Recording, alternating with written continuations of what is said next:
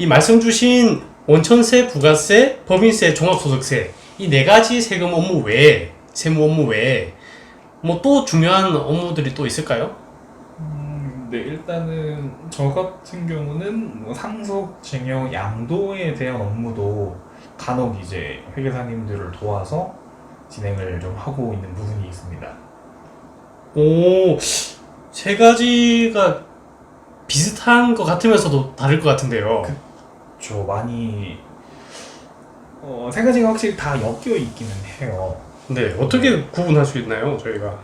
상속 같은 경우는 뭐 드라마나 매체를 통해서 많이 접한 단어라고 생각은 되거든요. 그래서 누가 이제 돌아가셨을 때 돌아가신 분의 재산을 가족들이 물려받는다라는 게 이제 상속의 주된 내용이고, 그리고 이제 증여는 부모가 자식에게 재산을 살아 계실 때 물려준다라고 이해를 하시면 될 것 같고, 이제 양도 같은 경우는 판매를 하는 겁니다. 부모가 자식한테요? 부모가 자식한테 팔 수도 있겠고, 아, 아예 모르는 타인한테 파는 것들, 그런 판매 행위들 자체가 이제 양도에 속하는 내용입니다. 그러면 회계사님하고 그 직원들하고 업무를 어떻게 다르게 해요? 그냥 일반 회사의 뭐 사장님이랑 직원이랑 그런 느낌인가요? 아무래도 회계사님들을 이제 파트장 정도로 이제 보시면 될 것 같고, 주로 이제 직원들은 거의 좀 간단한 일, 번거로운 일들, 손이 많이 가는 좀 귀찮은 반복 작업들을 많이 하는 것 같아요.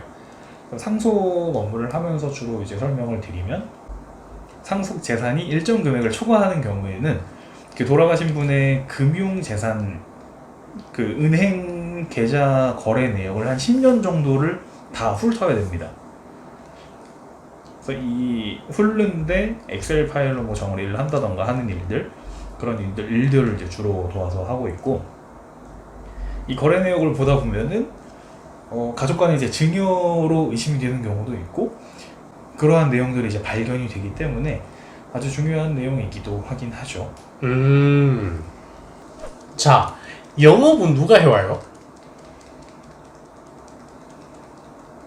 영업 같은 경우 내부적으로 지금 영업을 담당하는 건 없는 것 같아요. 네. 다만 뭐 개인 사업자 같은 분들은 인터넷 검색을 통해서 주로 문의를 많이 하시는 것 같고, 아니면은 이제 새로 사업을 시작하시는 분들은 지인을 통해서 많이 요청을 주시는 것 같아요. 그냥 자연스럽게 오는 분들만 상대를 하면 되는 거군요. 그렇죠. 음, 그리고 일단은 그 초반부에 말씀드린 것처럼 회계세무 업무 외에도 상속, 증여, 양도를 같이 하고 있기 때문에 저희는 그 회계세무 기장 업무를 하는 거에 대해서 그렇게 수를 많이 관리를 할 수는 없는 것 같아요. 그러면 이 일을 시작하게 된 계기는 무엇일까요? 일단은 이제 성인이 되고 나면서 어느 정도 직장을 다니고 하다 보니까 돈에 대해서 관심이 좀 많이 생긴 것 같아요. 그래서 돈을 어떻게 관리를 해야 하는지, 돈이 어떻게 관리가 되고 또 세금 신고가 어떻게 진행이 되는지에 대해서 좀 궁금증이 좀 생기더라고요. 그래서 이제 회계 사무원으로서 일을 시작을 하게 된 거죠. 돈에 대한 관심 중요하죠. 그 가계부는 기가 막히게 쓰시겠네요. 가계부는 안 씁니다. 이게 보통 이제 좀 그런 것 같아요. 다른 사람들 거 관리를 하다 보면은 내 거에 대해서는 뭐 가계부를 쓰지 않아도 네, 충분히 다 감당할 수 있을 만한, 네. 뭐 충분히 소화할 수 있을 만큼의 능력이 좀 생기지 않나 싶어요. 오, 그렇군요. 그렇지만 카드 빚이 점점 늘어만 갑니다. 뭐 좋습니다. 그러면 여기 근무하려고 뭐 준비했던 게 있을까요? 뭐 자격증이라든가? 네, 일단은 저는 전산 회계랑 전산 세무 자격증을 준비를 했었고, 제가 입사 지원하기 위해서 취득했던 자격증이 전산세무 2급과 FAT 1급, 그다음에 TAT 2급인데 이 두 자격증의 큰 차이는 사용하는 프로그램이 좀 다를 뿐이고 내용은 거의 비슷했던 것 같아요. 뭐 아까 도전 쓰신다고 하지 네. 않았어요? 네, 맞아요. 더존은 TAT나 FAT를 취득을 하시면 됩니다. 아, 그럼 전산 세무는 뭘로 시험을 보는 거예요? K랩이라는 시험용 프로그램인데 그게 아마 세무사랑 프로그램으로 알고 있어요. FAT랑 TAT는 무슨 얘기예요? 잘 모르겠는데. 전산회계가 FAT라고 보시면 되고 네. TAT가 전산 세무라고 보시면 됩니다. 아하. 뭐 FAT나 TAT 같은 거 이제 프로그램 여부를 제외를 하고는 그래도 기본적으로 좀 취득을 해야 입사 지원을 할 수 있지 않을까 싶어요. 그리고 좀 더 나아가서 이제 세무 1급, 전산 세무 1급까지 취득을 하시면 훨씬 더 취업하시는데 유리하지 않을까 하는 생각입니다. 근데 요 자격증들 여러 개 따는 거랑 세무사나 회계사 자격증 따는 거랑 비교를 한다면 당연히 전문 자격 따야죠. 세무사나 회계사를 따는 게 네. 연봉적인 것도 그렇고 커리어적인 것도 그렇고 네. 훨씬 유리합니다. 다만 취득 기간에 조금 시간이 많이 걸리시겠죠. 본인은 왜 그 전문 자격증 안 땄어요? 제가 도전할 수 있는 부분은 아니라고 판단을 했습니다. 공채 이런 게 없을 거 아니에요? 그렇죠. 아무래도 네. 어디서 알아보고 지원을 하신 거예요?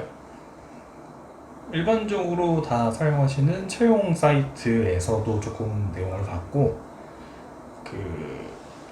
아까 말씀드렸던 자격증 중에 FAT, TAT를 관리를 하는 한국공인회계사회라는 홈페이지에서 그쪽에서 저는 구인구직 글을 보고서 지원을 했었던 것 같아요.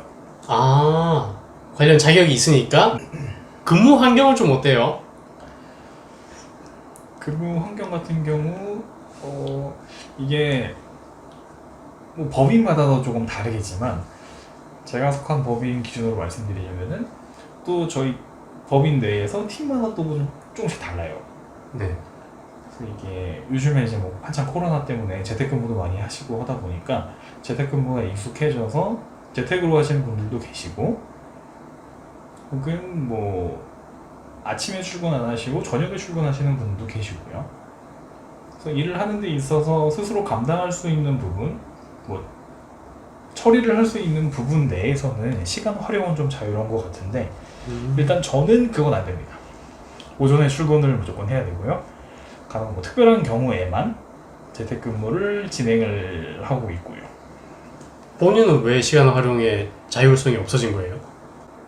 법인에 소속되어 있는 팀 특성상 저는 무조건 출근을 해야 됩니다.